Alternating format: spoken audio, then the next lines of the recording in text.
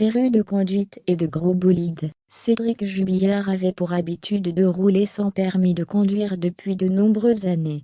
Pourtant, le peintre plaquiste ne possédait pas le permis, et n'avait absolument pas le droit de conduire un véhicule. En décembre 2021, Paris Match révélait qu'avant la disparition de son épouse Delphine Jubillard, Cédric avait pour habitude de conduire sans permis et pétard aux lèvres, avec les enfants à bord.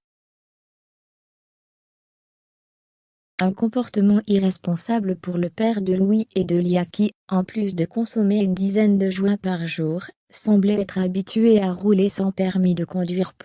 Alors, pourquoi le peintre plaquiste de 34 ans n'a-t-il pas le précieux sésame pour conduire?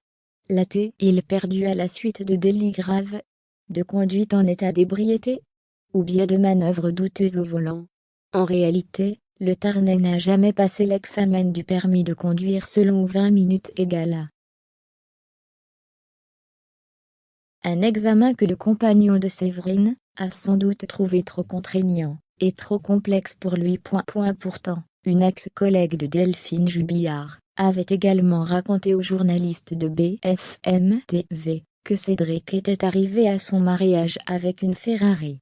Un très beau modèle pour un jeune homme qui n'avait donc pas le permis. Lassée du comportement de Cédric, Delphine Jubillard devait d'ailleurs souvent cacher ses clés de voiture, afin qu'il ne subtilise pas, en douce, son véhicule. Mais ce n'est pas la seule personne à qui Cédric avait pour habitude d'emprunter la voiture. Un de ses amis surnommé Jérôme, pour préserver son identité, s'est retrouvé au cœur de l'enquête, après que des traces de sang aient été retrouvées à l'intérieur de sa Peugeot 306 blanche. Cédric a pu venir en pleine nuit prendre ma voiture, et me la ramener, sans que je ne m'en aperçoive. A-t-il confié aux Parisiens avant d'ajouter. Il venait chez moi quand il le voulait, et rentrait chez moi comme dans un moulin. Une fois, il est même rentré alors que je dormais, et que j'étais dans mon lit pour me demander des produits stupéfiants. L'un des derniers véhicules que Cédric a conduit avant son incarcération en juin 2021 à la prison de Toulouse est la voiture de sa nouvelle compagne Séverine. La dépêche avait d'ailleurs rapporté un épisode où celle-ci avait dû brutalement reprendre le volant, après avoir aperçu un contrôle routier de gendarmes.